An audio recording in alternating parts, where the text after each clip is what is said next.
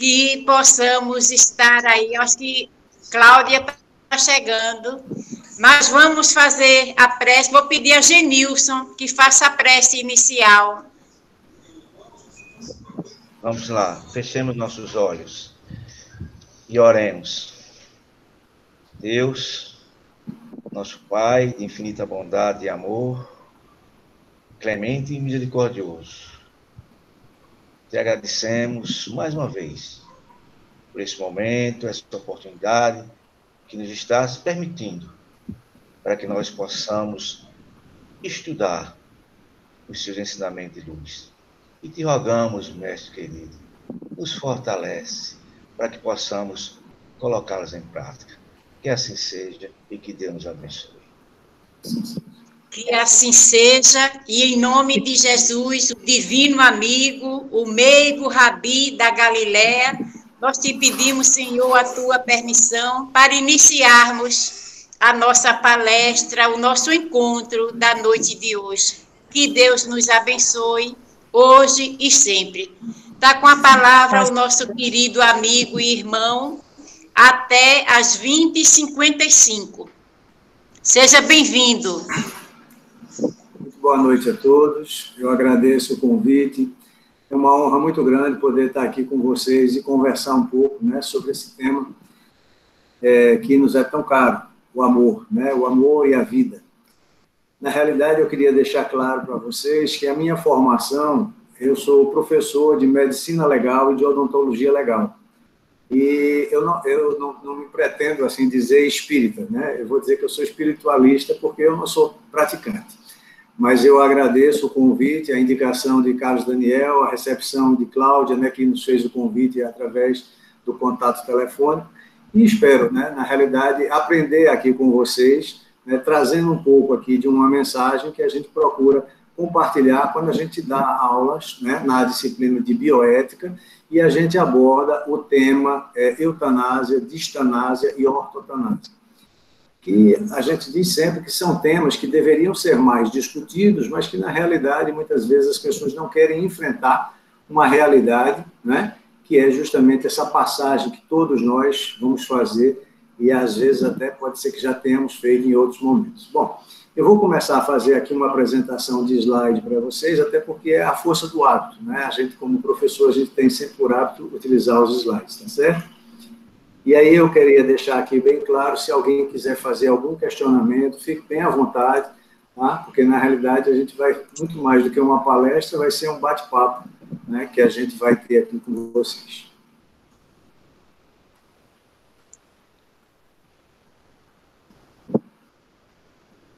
Bom, então tá aí, o amor vive eternamente, foi o tema que a gente propôs, né, justamente porque a gente acredita nisso, a gente acredita que a vida, né, ela pode ser vivida e deve ser vivida. E aí Cora Colarino nos diz exatamente isso. Não podemos acrescentar dias em nossas vidas, mas podemos acrescentar vida em nossos dias.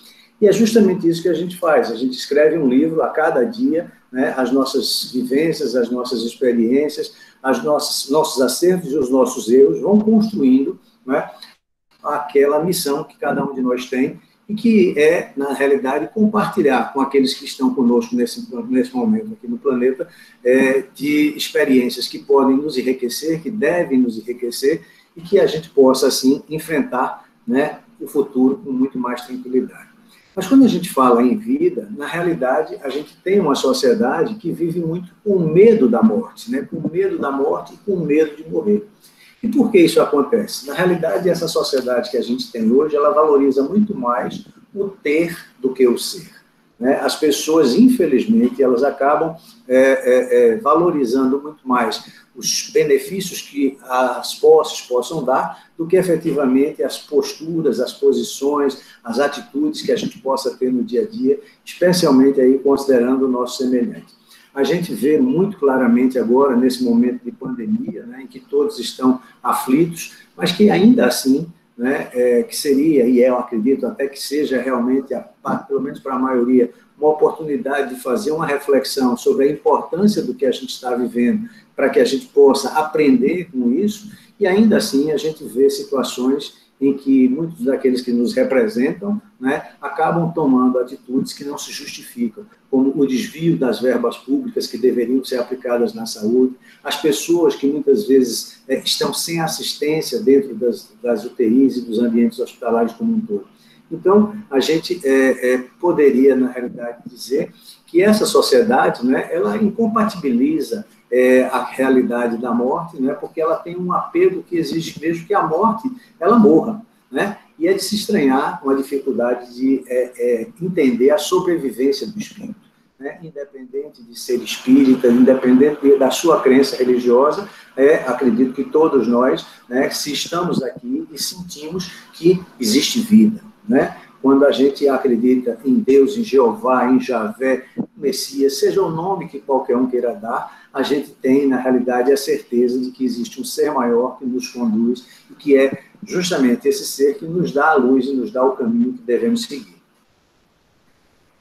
Morrer, assim como nascer, é um processo normal, pelo qual todos os seres humanos terão que passar um dia. A experiência é a mesma para todos, seja ele um aborígene australiano, um hindu, um muçulmano, um cristão, um ateu, e é exatamente isso, né? Essa autora, Elizabeth Kubler-Ross, ela diz exatamente isso, ela trata da questão da morte, né? Mas ela dá realmente importância à questão da vida, né? Porque como diz um amigo nosso, ele diz assim, eu tenho uma péssima notícia para dar para vocês, todos nós vamos morrer, mas a partir dessa péssima notícia, eu tenho uma boa notícia, a gente tem uma grande razão para viver e construir uma vida boa a partir disso, uma vida em que a gente possa partilhar com o nosso semelhante de momentos, né, que possam enriquecer a todos. E aí, do ponto de vista jurídico, do ponto de vista médico-legal, a gente tem que compreender que a morte, na realidade, ela é um processo, né? Ninguém morre exatamente, ela é um processo que começa exatamente com a vida. Quando a gente nasce, a gente já começa a morrer um pouco. Só que existem umas classificações, que a gente pode dizer a morte natural, que é aquele indivíduo que vai morrer pela longevidade ou vai morrer por uma doença, por uma patologia. Existe a morte violenta, que são os acidentes, né? Os homicídios, os suicídios, situações que a gente sabe como isso é dolorido para todos, né? Existe a morte agônica, que é um tipo de morte natural, mas que se dá em meio ao grande sofrimento, em que aquela pessoa que vai ficando doente, vai definhando, o organismo vai tentando resistir, mas aquela morte acaba vindo. E existe aquela morte suspeita, a morte súbita, que é uma morte inesperada, que a pessoa morre, mas que não tem uma causa aparente. Eu gosto mais de dizer que existe a morte súbita e a morte agônica. A morte súbita se costuma dizer que é aquela que vem repentinamente, né? E por conta disso, ela deixa para as pessoas que ficam um sofrimento muito grande, porque não dá tempo da gente se acostumar com a ideia da perda daquele ser que a gente tanto ama. Já a morte violenta, costuma-se dizer que ela é muito boa para quem morreu, porque basicamente, em tese, né, para quem está, do ponto de vista médico legal, porque a pessoa não sofreu, ela fez a passagem. Só que a gente sabe que não é bem assim, porque quando a gente fala no desenlace, não é apenas a questão do corpo físico, mas existe também o plano espiritual, o desligamento, que há todo um processo que é, muitas vezes, favorecido por aqueles que nos querem bem, por aqueles que vêm nos auxiliar. E daí, a gente tem algumas coisas que são chamadas, assim, em alguns países, como hoje, por exemplo, foi autorizado, né, na Espanha, foi reconhecido na Espanha o direito da eutanásia. A eutanásia, né, é um termo que foi desenvolvido por Francis Bacon em 1623, quando ele escreveu o livro História de Vida e Morte, como sendo um tratamento que fosse adequado para as pessoas incuráveis, ou seja, o indivíduo que está no estado de terminalidade, que ele já não tem mais condição do ponto de vista médico de ter, né, uma reversão do seu quadro, se praticaria a eutanásia, que nada mais é do que a antecipação da morte, ou seja, acelerar o processo de morte. Quando a gente fala em eutanásia, a própria definição é uma definição que é chocante, né, porque diz que é o ato humanitário de matar alguém com o mínimo de dor, sofrimento, medo, angústia. Então, existe um caráter piedoso para que se evite o sofrimento, mas é o ato de matar alguém, é de tirar a vida de alguém. Então, dentro das convicções que cada um de nós tem, né, a grande maioria, ou quase que a totalidade das pessoas, acredita que não se pode tirar a vida do outro, né? Mesmo eu, particularmente, né, a gente tem visões muito claras, por exemplo, em relação ao aborto, né? A gente sabe que o aborto é uma questão de saúde pública, que várias mulheres fazem, que várias mulheres sofrem e morrem por conta do aborto clandestino, mas se as pessoas me perguntam a minha posição, eu sou sempre, né, contrário ao aborto, porque eu vou estar tirando a vida de alguém. Se me pergunta com relação à pena de morte, eu vou ser sempre contra, porque eu vou estar tirando a vida de alguém. Então, é o princípio que me norteia, são os valores que eu tenho, que eu cultivo, que vão fazer com que eu tome as minhas decisões. E daí porque a gente também acredita que a eutanásia, né, embora exista a legislação em alguns países autorizando, como, por exemplo, como eu disse agora, a Espanha, a Holanda, a Bélgica, né, e aí a gente sabe que esses países autorizam, mas, né, nem efetivamente é por isso que a gente vai aceitar. Ela pode ser dita como direta ou indireta. Ela é ativa ou direta, né, ela é o ato deliberado de provocar a morte do paciente sem sofrimento, por fins misericordiosos. Então, o paciente está em estado terminal e alguém aplica, por exemplo, uma injeção de cloreto de potássio na veia.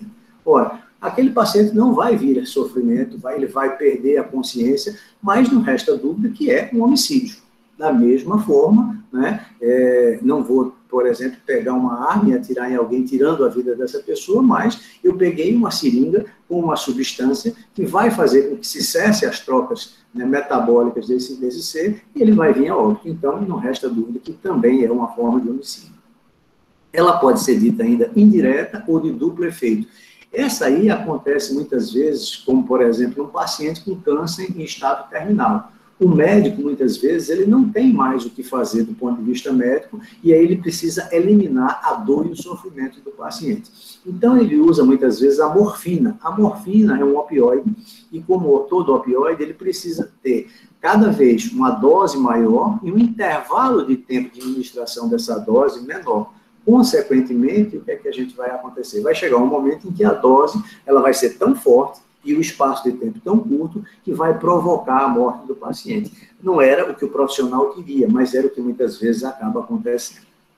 O Código Penal brasileiro, né, ele diz lá que matar alguém é uma pena de reclusão de 6 a 20 anos. Mas observe que o parágrafo 1º ele diz: se o agente comete o crime impelido por motivo de relevante valor social ou moral, então considera-se essa interpretação, embora não exista o nome eutanásia, um atenuante, né, de 1/6 a 1/3 da pena.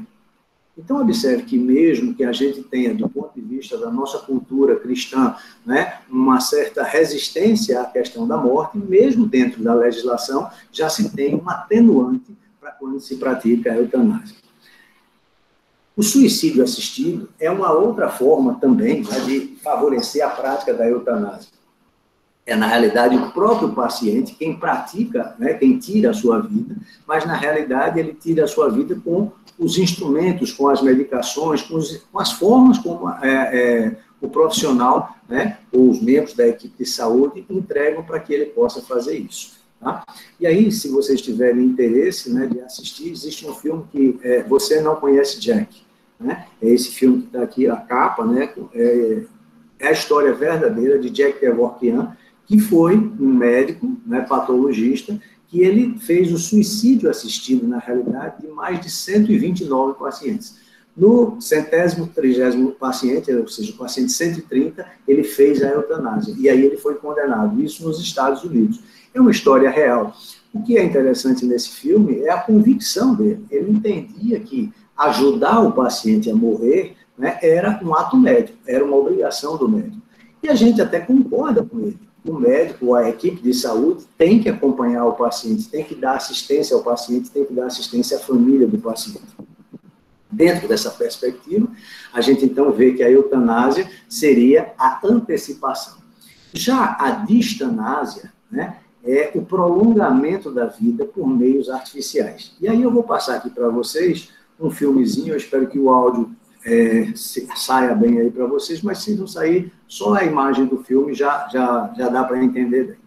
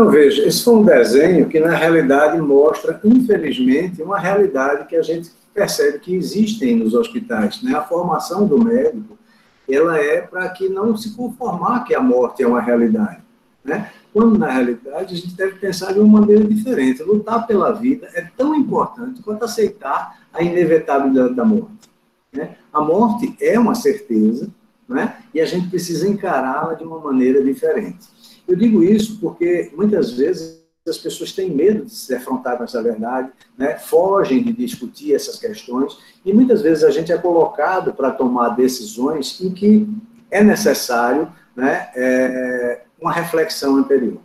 Eu tive uma experiência, isso há mais de 30 anos atrás. Meu sogro, né, o pai da minha esposa, ele era uma pessoa já idosa, que eu me dava muito bem com ele, e eu cheguei para ir buscar minha esposa, que ela tinha ido fazer uma visita aos pais no sábado, no final da tarde. Eu cheguei na casa deles, e ele estava passando mal. E aí, nessa época, eu era militar, né? E aí eu fui e levei ele para o Hospital do Exército. Quando cheguei lá, um colega, porque eu sou dentista, né? Então um colega médico atendeu e disse: ó, Rogério, é melhor deixar ele aqui internado, porque ele não está bem. Ele tinha problema de diabetes, ele tinha problema de hipertensão, ele tinha problema de cardiopatia, ele tinha vários problemas de base. E aí ele ficou internado, eu passei a noite com ele, ele passou a noite relativamente bem. No dia seguinte, quando eu fui, né, minha sogra chegou para ficar com ele durante o dia, eu fui para casa, tomei banho. Quando eu sentei para tomar café, veio a notícia que ele tinha piorado e tinha entrado na UTI. Quando eu cheguei, eu subi, entrei na UTI, porque como eu sou profissional de saúde, eu tive acesso. E aí, quando eu cheguei na UTI, ele estava fazendo a primeira parada cardiorrespiratória, e o médico fez, né, a desfibrilação, ou seja, usou lá o digital, que é uma droga que se coloca, fez a desfibrilação, enfim, e aí ele voltou. Com mais 10 minutos, ele fez outra parada, e aí o médico automaticamente começou a fazer novamente o processo de ressuscitação, sendo que os intervalos foram ficando maiores. Na terceira vez que ele fez a parada, eu virei para o médico e disse assim: está bom, por favor, não faça mais. Né? Só que eu tomei aquela decisão como se ele fosse o meu pai. Né? Mas eu esqueci que tinham 10 irmãos lá embaixo, porque a gente tem que analisar o lado humano das pessoas, né? Então, eu acabei tomando essa decisão, não me arrependi, porque eu via que, do ponto de vista de saúde, ele estaria só sofrendo, né? Não havia mais como reverter o quadro dele. E a gente percebe que, infelizmente, né, é uma realidade, uma constatação, os profissionais médicos, eles estão muito mais voltados sempre para, como se tivesse, como foi aí no filme, né, lutando com a morte, como se fosse aquela luta constante, né, para não deixar o paciente morrer. E aí a gente sempre questiona, né, o que é a morte com dignidade? Tá? E dentro desses conceitos que a gente está conversando aqui com vocês, né, da eutanásia e da distanásia, surge um novo conceito que vem sendo adotado e vem crescendo muito hoje dentro da maioria dos locais onde se pratica, né, vamos dizer, a medicina. Eu tenho uma experiência muito rica, né, lá no Hospital Português, que eu tive uma aluna que foi médica, que fez mestrado comigo, que eu sou professor do mestrado em gerontologia, e aí ela fez um estudo justamente sobre o acompanhamento dos pacientes em estado terminal. E aí surge justamente esse conceito, o conceito da ortotanásia. O conceito da ortotanásia, ele é o sinônimo de morte natural, né? Não há uma antecipação da morte, nem há um retardamento da morte. A morte vai acontecer no momento que tem que acontecer, ou seja, não se apressa nem se prolonga o processo de morrer. Apenas vai se propiciar as condições de vida em que haverá o alívio a todo tipo de sofrimento, né? A morte deve ser um ato natural e sem sofrimento. Então, quando a gente começa a entender que a morte ela é uma coisa natural e que não há sentido o sofrimento e que a medicina tem os recursos para evitar esse sofrimento sem haver a necessidade de tentar me manter vivo a todo custo, né, a gente talvez comece a entender melhor a importância justamente desse desenlace que é o espírito, né, da matéria. Surge dessa questão da ortotanásia o que se chama de cuidados paliativos. Né? Palio vem do latim, né? Paliativo vem do palio, latim, que significa manto, capote, proteção. É o conjunto de medidas que são capazes de prover uma melhor qualidade de vida do doente, do portador de uma doença, né, que ameaça a continuidade da sua vida, e, inclusive, dos seus familiares. Então, hoje, a gente tem, em grande número dos hospitais já, né, equipes multiprofissionais que vão exatamente cuidar de quê? Vão cuidar desses pacientes, né, vão cuidar da família desses pacientes, e aí a gente vai mostrar para vocês aqui, né, quais são os princípios. Tudo isso surgiu em 1967 com Cecily Saunders, né, que criou esse St. Christopher Hospice, que foi o primeiro serviço a oferecer um cuidado integral ao paciente, desde o controle dos sintomas até o alívio da dor, do sofrimento e do sofrimento, inclusive psicológico, né? Começou a se entender que não bastava se cuidar da doença, tinha que se tratar também as pessoas. Eu tenho uma experiência, né, eu tenho um projeto de extensão lá na universidade que se chama O Caminho, Grupo de Humanização. Faz 21 anos que a gente começou em 2000, né, faz 21 anos.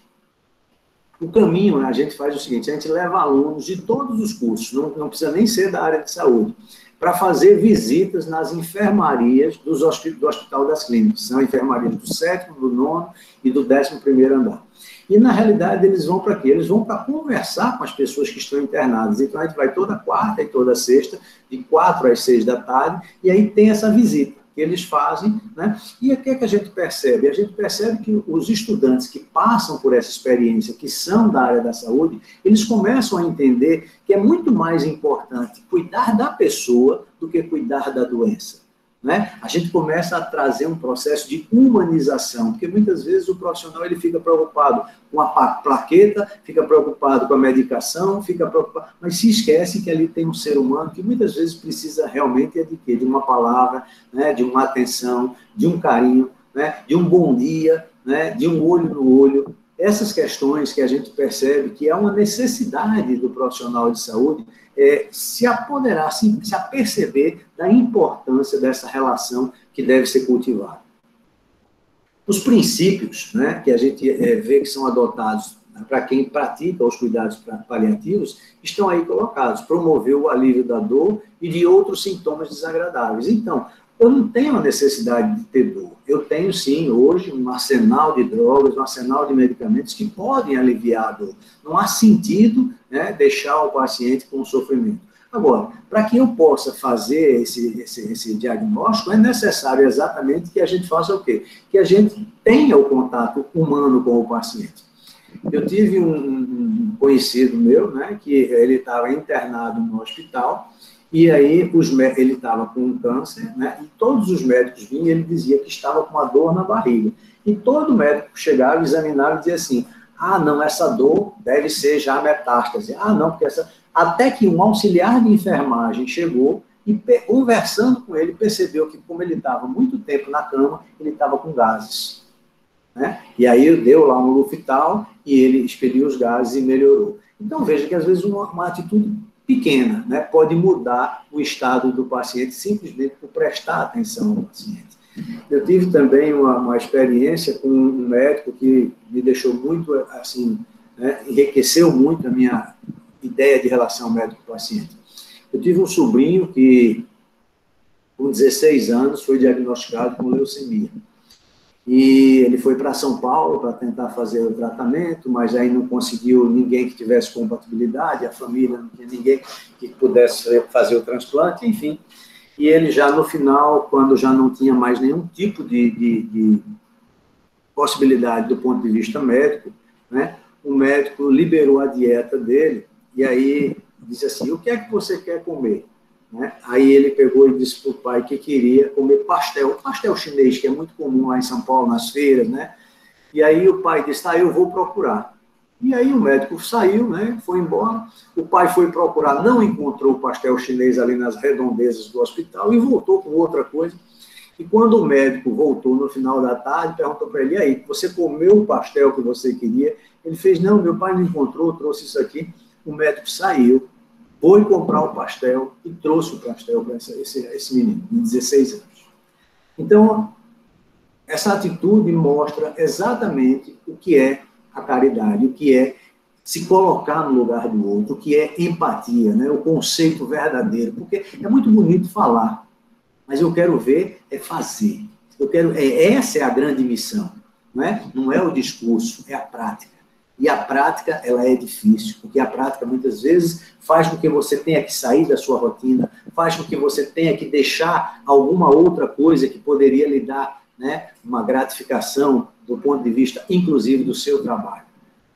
Então, esse exemplo, eu acredito que ele serve para que a gente possa repensar o quanto é importante o nosso tempo na relação com as pessoas. Não apenas como profissional de saúde, mas como um profissional de qualquer área, como uma pessoa de qualquer relação que possa vir a ter. Afirmar que a vida e considerar a morte como um processo normal.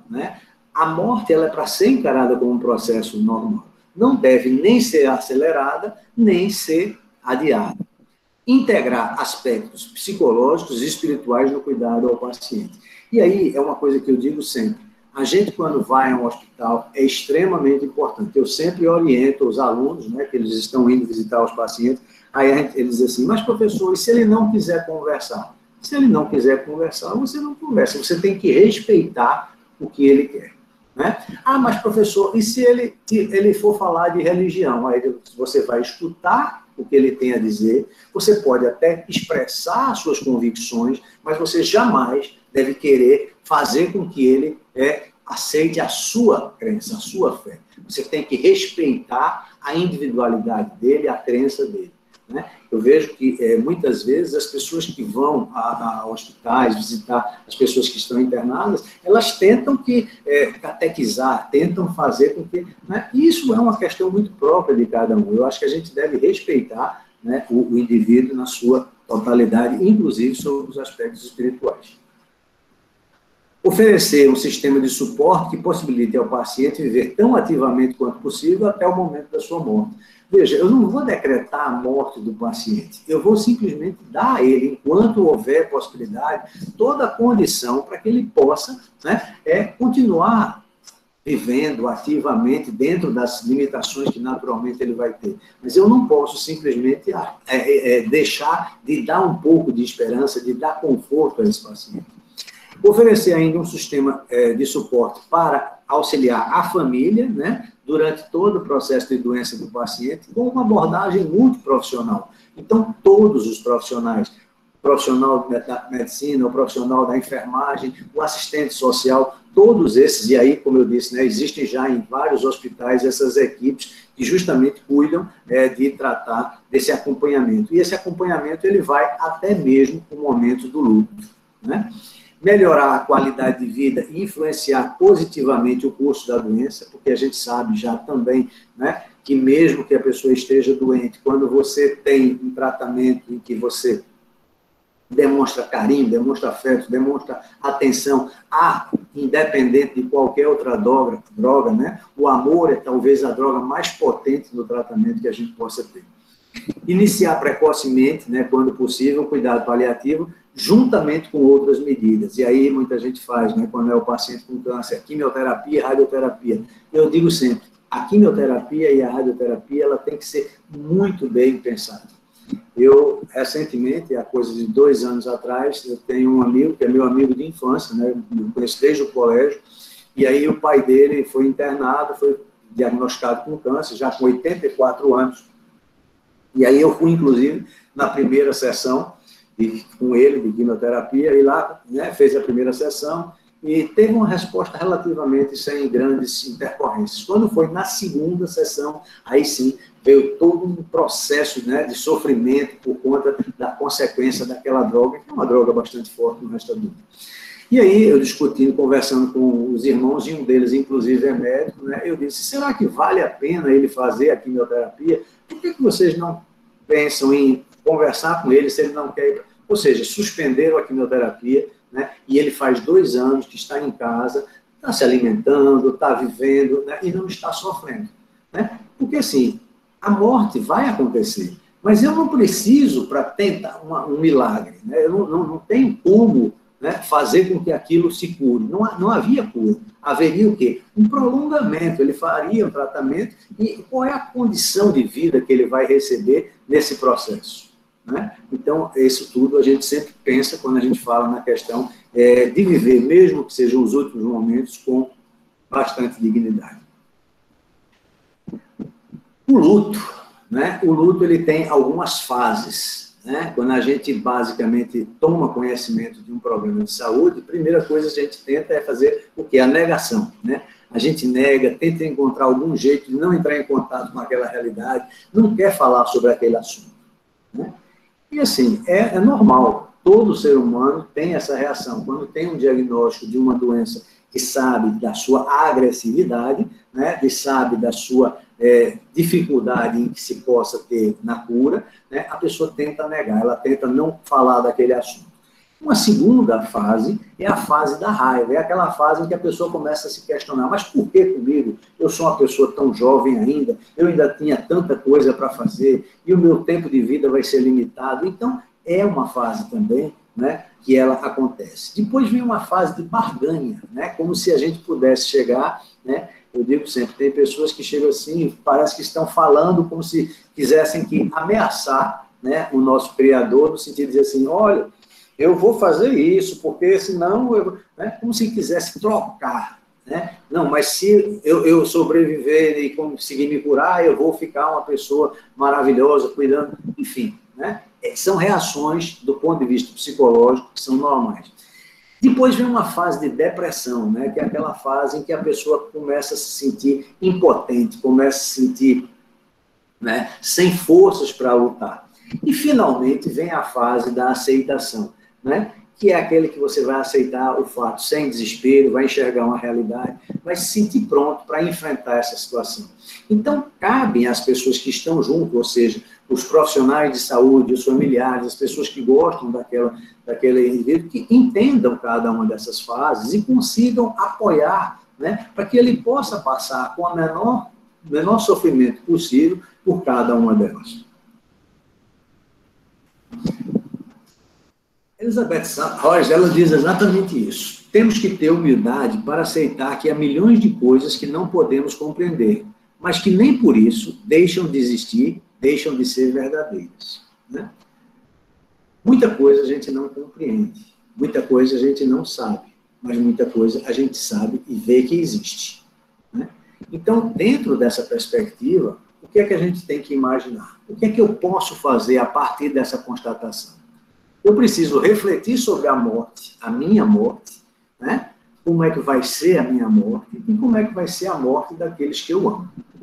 Porque é uma realidade, né? Quem já teve a oportunidade de perder, por exemplo, pai e mãe, como eu tive, né? A gente sabe do sofrimento que é, a gente sabe da angústia que tem. Eu, recentemente, né? Meu filho está voltando a trabalhar hoje. Né? Eu tenho 2 filhos, eu tenho um de 37 e tenho um de 33, e o de 33 ele teve Covid, porque ele continuou trabalhando, né? E aí não era... a situação dele ficou um pouco grave no início, mas depois ele se recuperou. Mas nossa angústia, o sofrimento de um pai num momento como esse, né, vendo todo esse quadro da pandemia, é muito angustiante, né? Em contrapartida, um amigo dele, né, que também trabalha no mesmo local, está internado, né? E aí eu tive a oportunidade de conversar com a mãe.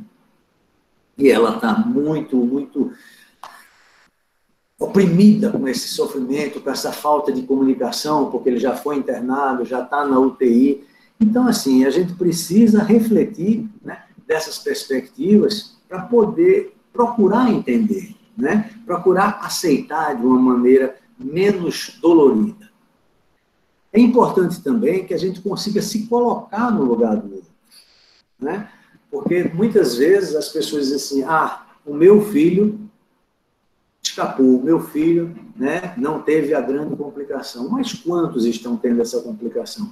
Esse momento da pandemia, a gente vê muita gente sendo até um pouco egoísta, né? Porque quando eu uso a máscara, quando eu evito a aglomeração, quando eu tomo os devidos cuidados, eu não estou apenas cuidando de mim, eu estou cuidando do meu próximo, né? Infelizmente, a gente tem uma politização, uma coisa muito ruim dentro da saúde, médicos, profissionais de saúde, politizando a questão da pandemia, quando, na realidade, não se trata de uma questão política, se trata de uma questão de saúde, uma questão epidemiológica, que tem que se ter o cuidado, né? As pessoas dizem assim, porque o Brasil está muito atrasado na vacinação. Não é o Brasil que está atrasado, é o mundo todo que está atrasado. Eu tenho um filho que mora no Canadá e ele diz, pai, aqui também a gente está atrasado, aqui também está chegando com atraso, a gente também está num ritmo lento de vacinação, né? Então, assim, a gente precisa ter boa vontade, a gente está vendo aí pessoas furando a fila, né? Pessoas que a gente tem que ter muita consciência do respeito, né? Tem gente que diz assim, não, por que é que o idoso vai tomar? Porque o idoso ele é mais susceptível, ele tem um risco maior, então ele tem que ter uma proteção primeira, não é? Não se trata de uma questão de escolha, quem vai ficar e quem não vai ficar. É uma questão de saúde. Quem é que está correndo maior risco porque é mais suscetível? Somos os idosos, então os idosos têm que ser primeiro vacinados. São os profissionais de saúde que estão na linha de frente, primeiros da linha de frente, depois os que vêm na sequência, né? E depois a população em geral. Então a gente precisa ter essa empatia, se colocar no lugar do outro para justamente poder fazer com que as coisas possam ser minimizadas desses efeitos tão nocivos que a gente tem assistido. A gente precisa aprender a ouvir, né? A gente sempre tem uma tendência a falar muito, mas o saber ouvir é talvez uma das coisas mais importantes. Eu tenho percebido ao longo dos anos, nesse projeto de extensão que eu disse para vocês, né, que muitas vezes a gente chega lá, o paciente não quer conversar, e a gente está, então tá bom, aí a gente, como se estivesse saindo, ele fala, não, mas vem aqui, senta aqui um pouquinho. Aí começa a conversar e tem uma necessidade de contar, porque ele está ali naquele hospital, ele está ali sem as pessoas da família, ele está ali sem aquele aconchego do lugar onde ele conhece bem, que é a casa dele, né? Então, é muito importante ouvir. Ao mesmo tempo, é preciso também, em determinados momentos, falar com firmeza, mas com sentimento, né? A gente também não pode, quando a gente está num contato desse com um paciente que está internado, a gente tem que falar com carinho, com atenção, mas a gente tem que falar com firmeza para levantar a moral dele, para que ele se sinta, né, mais forte. Porque se a gente simplesmente começar a tratar ele de uma maneira que o sofrimento dele é muito grande, né, ele vai ter uma tendência natural a somatizar ainda mais esse sentimento. E sempre procurar incentivar a esperança. A esperança de que há uma melhora. Talvez não a cura, mas há sempre uma melhora, há sempre uma oportunidade de crescimento, né? Uma reflexão do porquê a gente está vivendo aquilo. Cada um de nós tem determinado aquilo que vai passar. O livre-arbítrio existe, nós sabemos, mas também existe aquilo que já está predestinado a acontecer, né? Então, o desgaste natural do nosso organismo ele vai acontecendo e cada um de nós vai ter uma história de vida diferente, de acordo com aquilo que tem como merecimento, aquilo como tem como necessidade para poder justamente promover o seu crescimento.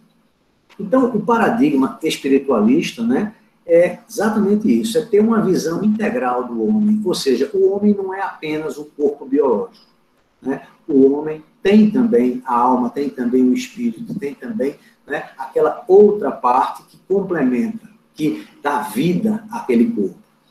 Introduz naturalmente aí questões filosóficas e morais, e aí quando eu digo espiritualista é porque eu não estou falando apenas na convicção ou naquilo que acredita o espírita, mas naquilo que acredita o cristão, naquilo que acredita, né, ou até, como eu costumo dizer, mesmo que a pessoa seja transcendentalista, né, que ele acredite que ele é o centro do universo, ele vai sentir em determinado momento que ele se toca e que tem vida. E se tem vida é porque alguma razão existe.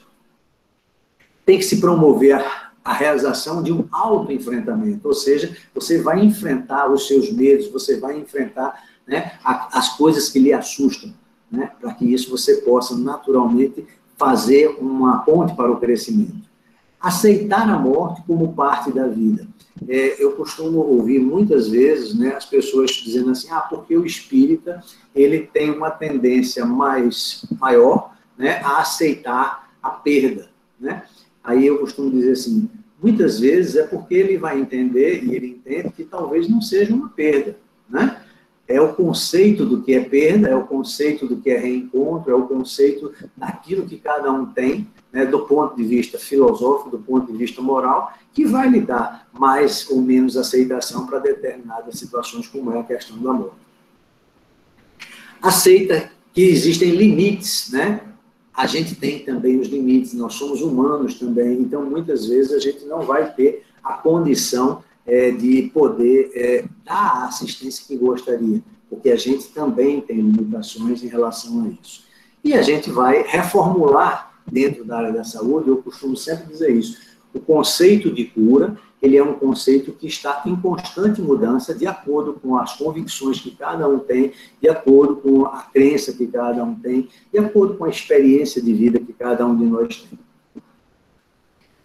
O que é morrer dignamente? Morrer dignamente é morrer sem dor, né? E a gente tem recursos de analgesia, morrer sem sofrimento e morrer na hora certa, morrer de uma morte natural. Não ter antecipação, não ter o prolongamento artificial da vida com sofrimento.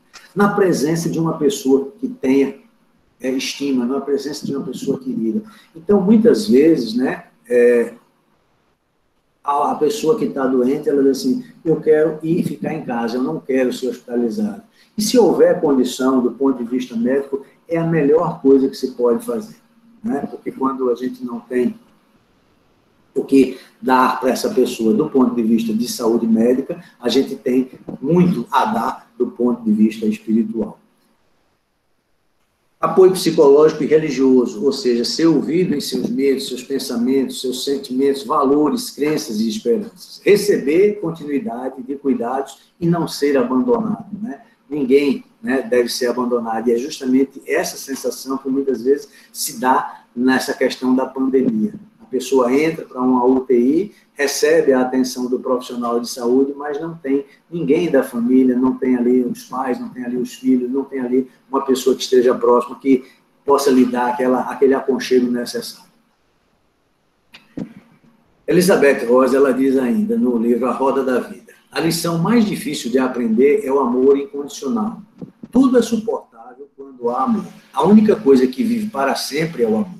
A morte é apenas uma transição da vida para outra existência onde não há mais dor nem angústia. Tive uma experiência, a experiência mais rica da minha vida foi quando meu pai estava doente, né? Meu pai morreu em 1990. E eu, nos últimos 15 dias de vida dele, ele disse que não queria mais, ele estava já com um processo de doença terminal, que não tinha mais cura. E ele disse que não queria ir para o hospital, e minha mãe me chamou, sou eu e meu irmão 10 anos mais novo que eu. E eu disse, olha, se ele quer ficar em casa, vamos conversar com o médico para ver a condição dele ficar em casa. E aí foi feito, colocou-se o soro, né, aquela condição mínima, e ele ficou em casa. Nos últimos 15 dias, eu praticamente deixei de trabalhar, né? Nessa época eu só era dentista de consultório, então como autônomo eu tinha condição de fazer o meu horário, e eu passava a maior parte do tempo com o meu pai. Na última noite, né, de vida do meu pai, o médico esteve lá em casa examinando e disse, olha, ele está numa situação muito ruim e não tentem nada, não tentem nenhuma atitude milagrosa, não tentem nenhuma reanimação, nada. Se ele fizer uma parada, é porque era assim que deveria ser. E nesse dia, ele já não falava mais, porque ele tinha tido um AVC há uns 10 dias anteriores, né, ele já não falava mais, mas eu tive a oportunidade de passar a noite toda conversando com ele, né, relembrando do tempo em que eu era criança e que ele me levava para o rodeio, que ele me levava para o cinema, e eu conversando com ele, e eu cantando com ele, e essa noite, ela foi uma noite muito longa, mas muito rica, porque quando estava amanhecendo o dia, né, ele me deu a mão, tá, e partiu. Hoje, eu entendo claramente, né, de algum tempo para cá, eu entendo claramente que não existe o sofrimento, existe a saudade. Existe a riqueza desse momento. A felicidade que foi para mim ter a oportunidade de conviver com ele aqueles últimos instantes de vida. Essa que foi a verdadeira lição que eu aprendi, né, do que é se defrontar com essa passagem inevitável que é a morte. Porque eu tive a chance de estar com ele nesse momento. E sempre que eu me lembro dele, né, sempre que eu me lembro dele com saudade, eu me lembro desses últimos momentos e me lembro que, mesmo ele sem falar, né, com o olhar, ele me dizia como estava feliz de eu estar ali com ele e como isso foi importante para mim, para o meu crescimento como pessoa. Então, eu vejo que é exatamente isso, né, que nos diz Elizabeth Horst. Quando há amor, né, o que fica é a saudade, não fica o sofrimento. Quando há amor, fica a esperança do reencontro. Quando há amor, fica a felicidade da partilha. É basicamente isso que a gente acredita. E André Luiz também nos diz, né, que Jesus tinha sobradas razões recomendando o amor aos inimigos. O perdão incondicional não é isso uma mera virtude, senão princípio científico de sanidade. Época virá em que o amor e a fraternidade, definindo estados de espírito, serão tão importantes quanto os remédios. Então, vejam exatamente, né, que o remédio ele é uma coisa que existe para nos favorecer. Mas justamente esse estado de espírito, a maneira como a gente cuida das pessoas, é que realmente vai fazer a diferença. O conhecimento auxilia por fora, porém só o amor socorre por dentro. Com nossa cultura, retificamos os efeitos, mas só os que amam conseguem atingir as causas profundas. Então, essa fala de André Luiz, ela traz uma reflexão que talvez resuma tudo isso, né, que a gente tem como sendo a relação que a gente deve construir. Né? Aqui e ali, na nossa vida, no nosso trabalho, nas nossas atividades, a gente pode até ter algum desafeto, mas é muito importante que a gente tenha exatamente a real dimensão da importância do perdão. O perdão verdadeiro não é o perdão da boca para fora, é aquele perdão despido de qualquer tipo de sentimento que possa ser nosso. O conhecimento ajuda, mas ele sozinho não basta. Se você não usar a cabeça, o coração e a própria alma, não conseguirá ajudar um único ser humano. Asseguro-lhe, é uma bênção poder sentar-se à beira da cama de um paciente moribundo. A morte não tem que ser uma coisa triste e feia. Ao contrário, você pode conhecer coisas maravilhosas, ternas. O que aprender com esses pacientes poderá ser transmitido aos seus filhos e vizinhos. E quem sabe, o nosso mundo possa tornar-se um paraíso novamente. Eu acho que a hora de começar é agora. Então, exatamente, eu estou terminando já, tá? Exatamente isso que a gente colocou aqui quando eu contei a experiência com o meu pai, né? O que eu pude aprender ali é a grande verdade que eu posso ter. E aquele que crê em mim, ainda que morrer, viverá. Cada um de nós tem uma missão na vida. Eu, particularmente, sou cirurgião dentista, né? Não atuo mais hoje, sou só professor na universidade, mas durante 30 anos eu pude atender as pessoas. E eu vi como era rico, né, a importância da minha profissão, de cuidar do meu semelhante. E acho que é exatamente essa a nossa essência. Por fim, né, a morte é uma certeza. Por isso, e só por isso, preciso viver a vida com muito amor. Tá? Obrigado a vocês pela atenção e à disposição. Obrigado. Muita paz. Nós é que estamos felizes por termos esta aula interessantíssima sobre morte e vida, que é a mesma coisa, né? Vida e morte é a mesma coisa, que, vendo por esse ângulo. Cláudia, eu queria que você retomasse. Cláudia Cândido. Boa noite, pessoal. Boa noite. Boa noite. Rogério, Boa noite. faço das minhas palavras, as palavras ditas por Marinalva, foi uma excelente aula. A nossa gratidão ao seu trabalho, ao você ter atendido ao nosso convite, que coisa boa, e que você possa estar mais vezes aqui conosco, se Deus permitir. Muito obrigada E, com toda certeza, essa gratidão que todos os corações aqui presentes estão expressando agora. Foi uma aula realmente muito rica, né, de conhecimento para nós. Que bom que você pôde compartilhar parte do seu conhecimento conosco. Tá certo?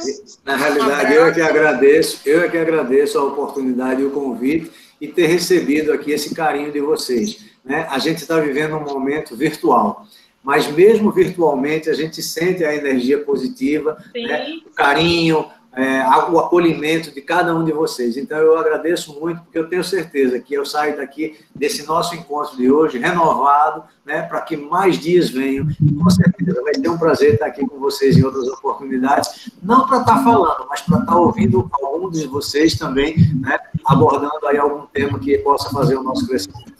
Tá? Muito obrigado. Tá bom, querido. Tá bom. Um grande abraço. A todos. E, para encerrar o nosso trabalho nessa noite, nós pedimos para o nosso irmão Arnaldo fazer a nossa prece de encerramento. Arthur vai cantar, Cláudia. Posso tocar e cantar depois? Vai. É melhor cantar logo, Arthur, antes da prece? Isso. Tanto faz, vocês é quem mandam. Digam aí. Melhor fazer a prece, depois você encerra com a música. Pode ser. Arthur, certeza. Essa mesma. Arnaldo, está por aí, Arnaldo, ainda? Estou por aqui. Então vamos agradecer ao Pai, né, por essa rica mensagem. Estou aqui agradecido demais pelo nosso irmão ter trazido mais esse esclarecimento, mais essa certeza que ele nos traz nessa noite, abençoando cada coração, confortando, né, nessa certeza infinita que a morte e a vida é uma coisa só. É uma continuação do nosso aprendizado. Muito obrigado, Senhor. Muito obrigado, Jesus. E que Deus continue nos abençoando. Paz e luz para todos. Devolva a palavra à nossa irmã. Que assim seja. Que assim seja. Arthur, é contigo agora.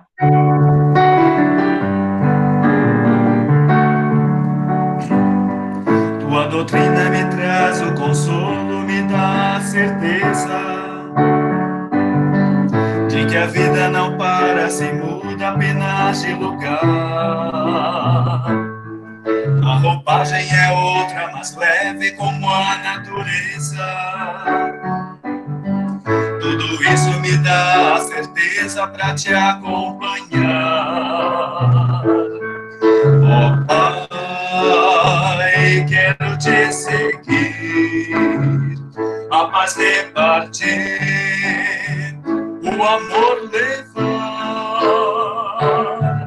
viver com a esperança de uma criança que sabe sonhar, viver com a esperança de uma criança que sabe sonhar.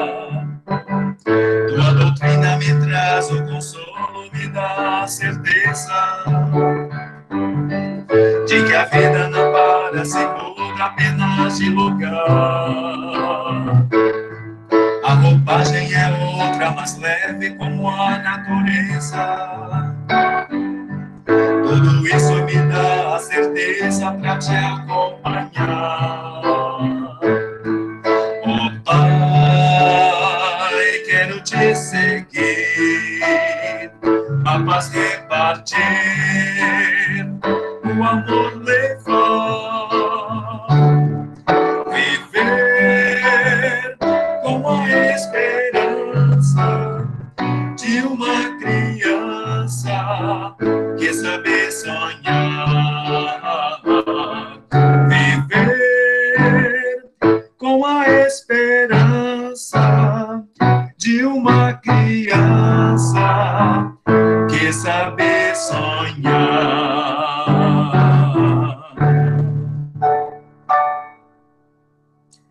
Muita paz e luz de Jesus para todos. Parabéns, Boa noite, amigo. Foi ótimo. obrigado, valeu. Paz a todos. Boa noite. Boa noite. Boa noite a